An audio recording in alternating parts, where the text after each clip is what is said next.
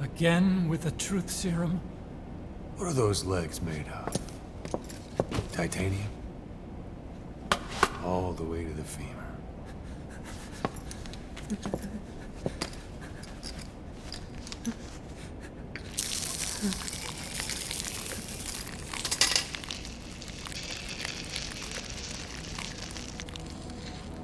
Metallic archaea.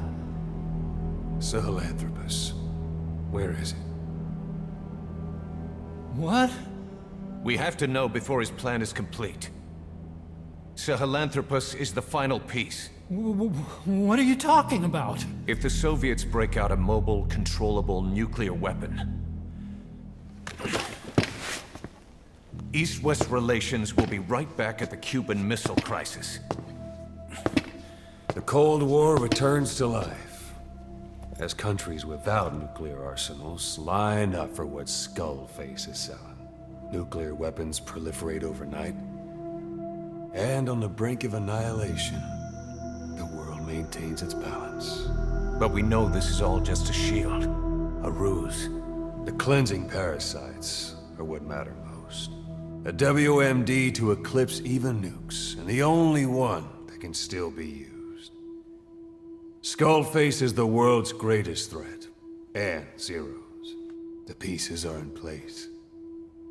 All that remains is to unveil Sahelanthropus in Afghanistan. They can't activate it without me.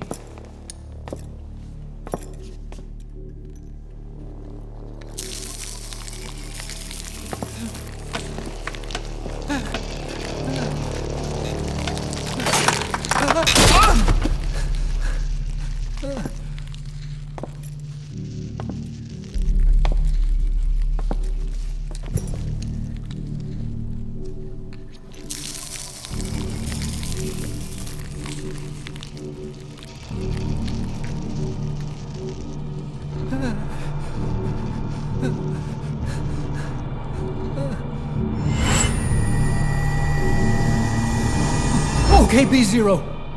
Sahelanthropus is beyond the Soviet base camp, in a lab built by the Soviet philosophers. That's what you're looking for.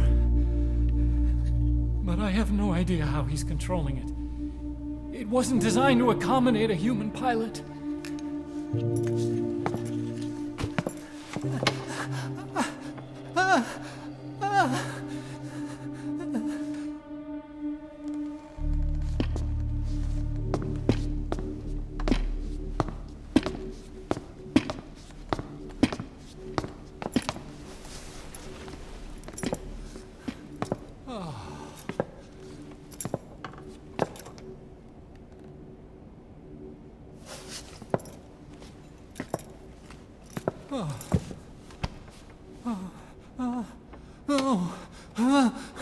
No!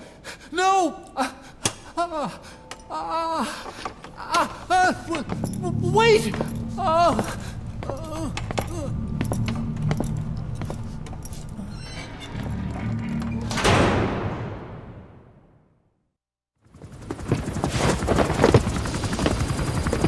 We got word from Afghanistan. Everyone at the Soviet base camp's dead. No sign of fighting. Parasites. Skullface's men then headed north. The target is OKB-0. That's where he'll activate Sahelanthropus. Unless we stop him, he'll go down in history a conquering victor. We can't let that happen. Wipe him out. Don't leave any trace of his existence. I'm gonna need backup on this one.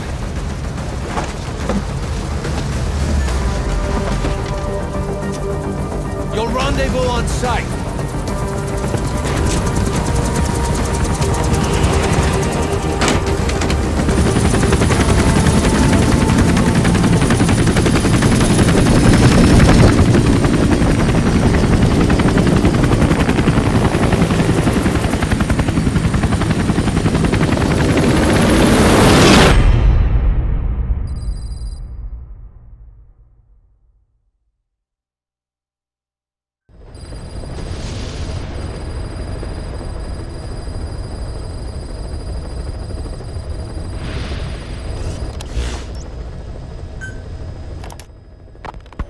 About the pathogen spreading through Mother Base. You've seen everything we've got on the outbreak. What's your opinion? Textbook symptoms of vocal cord parasite infestation. And judging from this casualty list, it is the Kikongo strain, meaning a breed of parasite that triggers symptoms upon detecting pronunciation specific to Kikongo. So our Kikongo-speaking staff are at risk? Quite so. He's right. All the victims do speak Kikongo. So they can survive if they just use another language? There is no guarantee. You're only dealing with the Kikongo strain. Other language strains may be present. You well know he was teaching them languages from all over the world. The Devil's House. Nzoya Badiabulu.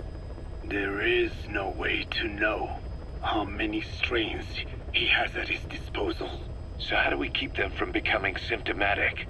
You mentioned using microbes. Use this. A type of Wolbachia. Introduced to a sample of the parasite. Wolbachia? A parasitic bacteria that colonizes the parasites, turning male to female and preventing copulation. You must cultivate more. What have you done with the infected bodies? Cremated to stop the spread of infection, but we did keep a few for study. Good. Take this sample, grind it to a pulp, and introduce it to the larvae now nesting in the dead. The Wolbachia will multiply rapidly within those larvae. They're soldiers, not some petri dish. Conventional cultivation methods will take too long. Extract the Wolbachia from those larvae and vaccinate your men. Kikongo speakers first. This is the fastest, surest way. No one is to speak a word of Kikongo until the Wolbachia are safely inside them. I will instruct your medical staff in detail on site. You have the appropriate facilities. Yes, but do not worry. I made a pact with your Bete Cholone on the honor of the Dene.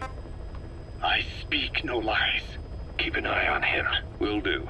Follow me. I'll take you to the medical team.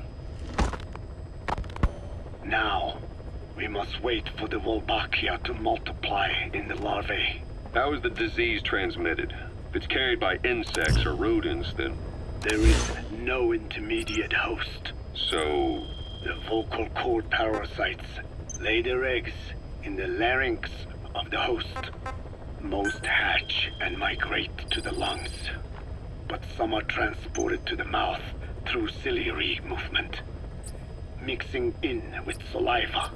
Saliva. Droplet transmission. Sneezing, coughing. Any food or water containing infected saliva. It would spread fast. Indeed. And when the larvae migrate to the lungs, symptoms can resemble the early stages of a cold, making it easy to infect others. Meaning a simple conversation would be enough to pass it on. Alright, so what happens after the larvae migrate to the lungs? It is as I said before. They mature by feeding on alveolar tissue. It is only then that noticeable symptoms appear in the host. And by that point, it's too late. He's infected everyone else. It's one hell of a weapon you've created. That is what Blag Anna wanted. Something that would spread easily. In truth, he's not the reason. But we will discuss that another time. The Wolbachia have multiplied. We're preparing to extract them and begin vaccinating. But is this really the only way? Sure, it'll prevent infection, but the cost... You would rather remove their vocal cords? No. Tactical communication's the linchpin of what we do. What if we were to ban the use of Kikongo? Insufficient. First, there's no guarantee that only the Kikongo strain is here. Second, there is the matter of how the Please parasites select a mission. lay their eggs. Before they can copulate, they must be exposed to the pronunciation of a specific language for a period of time, like a container filling with water. But the duration between when the container is full and when the copulation actually begins varies from case to case. In other words, even if the infected stop speaking dispatched. as a countermeasure, it may already be too late. The only true solution is to prevent copulation through the Wolbachia, or by physically removing the affected tissue. Do any anti-parasitics work? It sounds as though you have already tried. Yeah. We tried every one there is, and nothing. I have yet to find a medicine that can remove the parasites. At best, it temporarily covers their ears, Why is that? because the parasites are companions to us. To remove them inevitably harms the host. Companions? More than you think. And this is why the human immune system cannot eliminate them.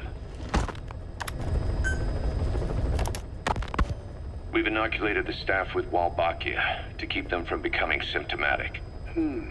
That should also contain the infection. How did this happen in the first place? It has to have been a Cypher spy within our ranks. If this is so, then why the Kikongo strain? If their intent was to wipe you out, Skullface said the remaining English parasite was close to the boss. If this latest strain was his doing, he wouldn't have tipped his hand. it is possible someone brought eggs onto the base without knowing. Stuck to their shoes, clothing. That makes the most sense to me. And where did the eggs come from? You mentioned that your boss visited Nzoya Badiopulu. Sure, but his gear's disinfected immediately upon return. Then he was not the carrier. And not just the boss. All staff dispatched to high-risk regions were quarantined on the flight back. When the symptoms first appeared, we checked and disinfected all equipment used up to that point. Any and all prisoners, soldiers, materials, and animals extracted during missions were also quarantined. So, that just leaves... I have seen children around here. Where are they from? All over. Some were being held hostage at a mine. Then there were the troublemakers at Wala Yamasa. Wala Yamasa. Yeah, Their clothes, their things. Did you burn them? they're just kids. We couldn't. And besides, not one of them's shown symptoms. The parasites don't infect prepubescent hosts. Their vocal cords are not fully developed. Well, if infection doesn't occur in children... It is possible they carried eggs on their clothes, and the infection spread from them. Check the kid's stuff. I doubt there is any trace left by now. But if there is, some of those kids must be close to hitting puberty. How could we have missed this?